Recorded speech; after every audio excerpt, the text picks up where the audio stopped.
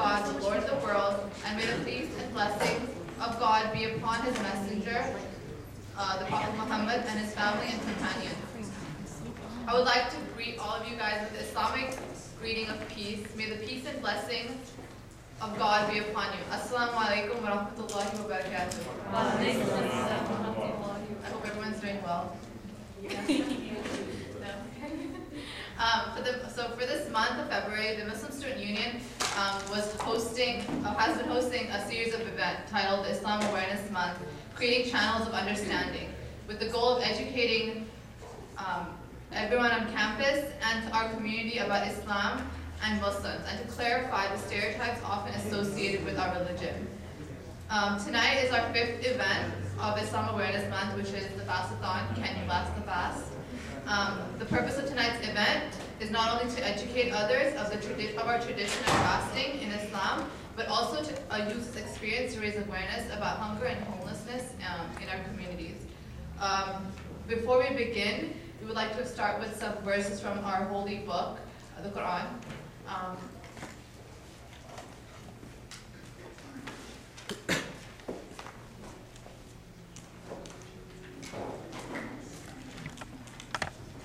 Assalamu alaikum. Allah subhanahu wa ta'ala says in the Quran, يا أيها الذين آمنوا كتب عليكم الصيام كما كتب على الذين من قبلكم لعلكم تتقون. And in another verse he says, إن المسلمين والمسلمات والمؤمنين والمؤمنات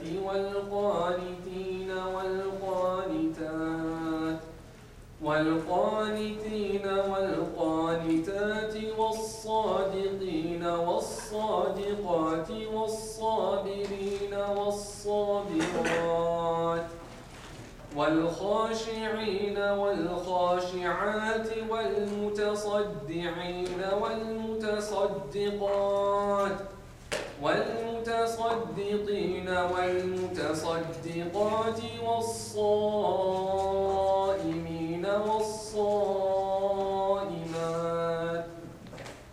والحافظين فروجهم والحافظات والذاكرين الله كثيرا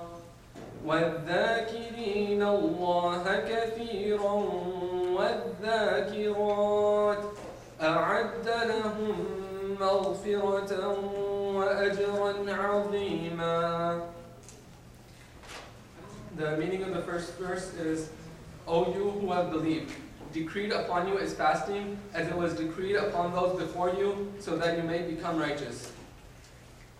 And the second verse, indeed, the Muslim men and the Muslim women, the believing men and the believing women, the obedient men and the obedient women, the truthful men and the truthful women, the patient men and the patient women, the humble men and the humble women, the charitable men and the charitable women, the fasting men and the fasting women, the men who guard their private parts and the women who do so, and the men who remember Allah often and the women who do so. For them, Allah has prepared forgiveness and a great reward.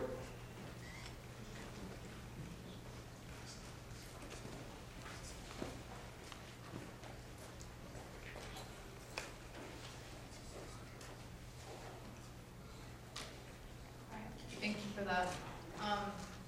Alright, so before we introduce our speaker, I just wanted to ask everyone sitting in our audience if you guys would like to share any experiences that you guys had today from fasting, or if you guys had any any reflections that you guys would like to share with us.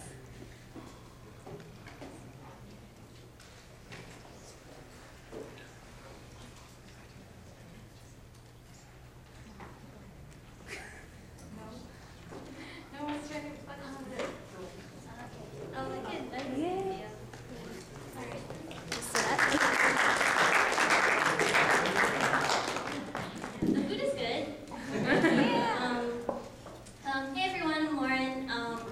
I didn't get to speak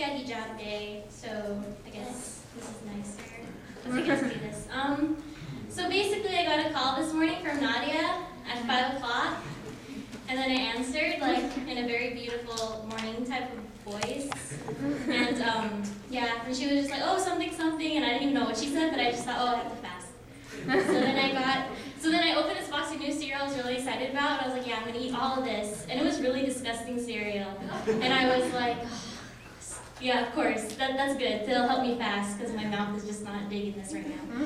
And then I fell asleep, and I woke up, and like 2 hours later, I was hungry. And I didn't realize how I usually then go to my drawer and just get a whole mess of chips and like eat. Well, you guys don't need to know all the details about how I live my life, okay? But yeah, usually I eat a lot. So yeah, and then later on it was so bad, I called Nadia because I really just wanted to do this. Because I thought, okay, my bad, but I thought it was Ramadan. So I was like, come on, like you're such a, like be a champ because everyone else is gonna do this 29 more days than you. So just stick through this one day. And then I called Nadia, and I'm like, I'm so hungry. So then I run over to the Cross Cultural Center and we start talking, and I'm talking with all the other ladies and learning all this stuff about Islam. And then she told me that it's not Ramadan, and that's actually in August. And I was like, well, that's just perfect. And I was like, do I at least get dinner? And she's like, well, people are gonna come and eat anyway, you know? And I was like, oh, okay. Can I go in the front of the line? Which kind of didn't work out because I came here late because I took a nap. I went to go take a nap just so that I didn't have to think about eating. But I pretty much just dreamed about it. And I dreamed about how, like, oh, everyone's telling me, like, oh, no, you have to keep fasting. And I was like, okay, but I'm still eating in my dream. And then in my dream, some lady's like, oh, okay, you can break your fast now. And I wake up exactly at 5:43. And fasting is at 5:44. So I thought that was kind of cool. And, oh yeah, and then Nadia and I were talking, is this too long? Everyone? All right. So then Nadia and I, you know, my friend Nadia, we were talking about how, like, because one of the things I was thinking about while I was hungry was, oh man, like, there must be students or, like, a lot of people out there who are, like, really trying to, like get themselves out of homelessness. Like, even if they're homeless, they still do stuff. Like, I work at the Center for Living Peace, and there's this woman, she's homeless, but she comes in every day because we provide free internet service, and we let people use the computers, and she comes in every day doing stuff on the computer and trying to do business, even though she doesn't exactly have a home, you know? And when I realized that, it's like, fine, you know, so then she comes and uses the computer every day, but it's like, you know, I don't know other things that she's going on, that's going on in her life, but she's still able to do that, you know? Like, you find ways to, like, work it out, depending on how tough your situation is, and it's just a lot more tougher if you're hungry, and all I can think about is eating. And just to add an extra thing, I went to the Museum of Tolerance, and there was this woman who was a Holocaust survivor, and she was talking to us, and everyone's asking her about things like, oh, did you miss your family? Or like, oh, were you really sad? You know, like how was it, like being in, like she went through the whole concentration camp thing, working in a hospital thing where they performed on like surgeries on people, on Jewish people. But she said that the thing that's interesting about hunger is that it makes all your other problems underneath the surface, you know? So it's like, yeah, she missed her family, she didn't have anything, but all she could really think about was how hungry she was. That's really all you could think about. And they did give her some bread, but it's only like bread once a day, and then you could only count the hours, because you don't even know the times. You can only count the hours till you get bread again, you know? And it's like, in situations like that, where people are like being like prevented from they're not given food, they can't get food, and it's controlled by somebody else, that must be even harder. So it's like, I don't know, to have the willpower to go through that is a lot. So I was just, you know, I thought about all that. I don't mean to make it all depressing and stuff, but I thought about all that. So it was really good. Thank you, MSU. I'm having a really good time. And questions? Yeah. Is that allowed? Could you tell us about your hijab day experience as well? The hijab experience? Yeah. You want me to talk about the hijab experience? So there is, okay, I forgot that we're not allowed to hug our guy friends. And Filipinos were always hugging people. I don't know if you guys do. Oh, I guess you guys don't. Yeah, Filipinos do, you know? And like with kakabayan and stuff, everyone's hugging each other. It's just something you do. So I saw my Filipino guy friend, and I was like, oh, I haven't seen him in forever. And he freaked out, and he went like this, and he went against the wall. And I was like, whoa, what's going on? And I was like, man, this hijab is like really powerful.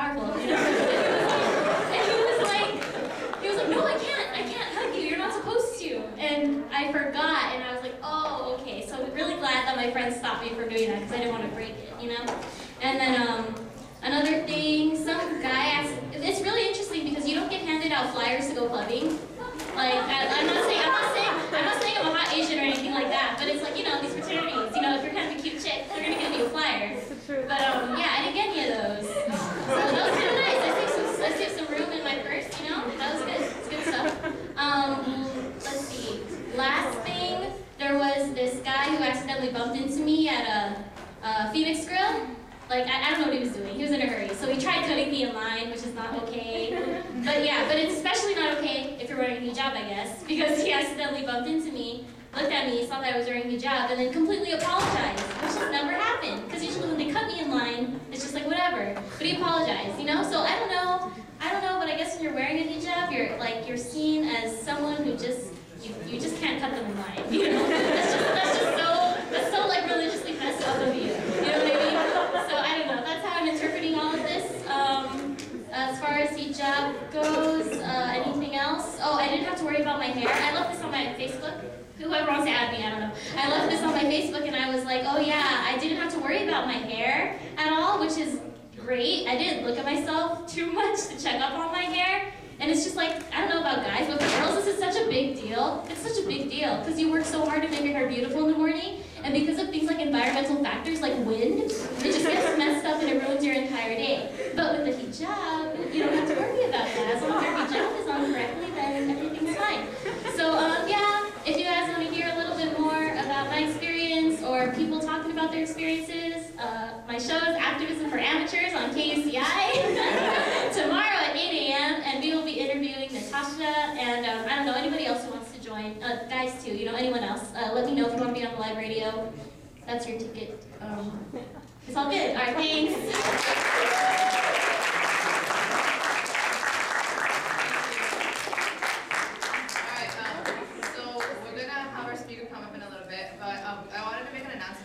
Donation jars that are going around, so if you guys have any money that you guys save from your lunches or want to make a donation in general, please feel free to put your money in the jar. All the donations will be going to the ILM Foundation. It's the Intellect, Love, and Mercy Foundation. It's an organization that aims to make a difference in the lives of those who are less fortunate than us while educating people about Islam. So our speaker today is from the ILM Foundation. He is the organization's associate director and is National Humanitarian Day coordinator. He's also part of the American Muslim Civil Leadership Institute and the New Ground Muslim-Jewish Partnership for Change. So without further ado, I'd like to bring up our guest, Brother Omar Hakim.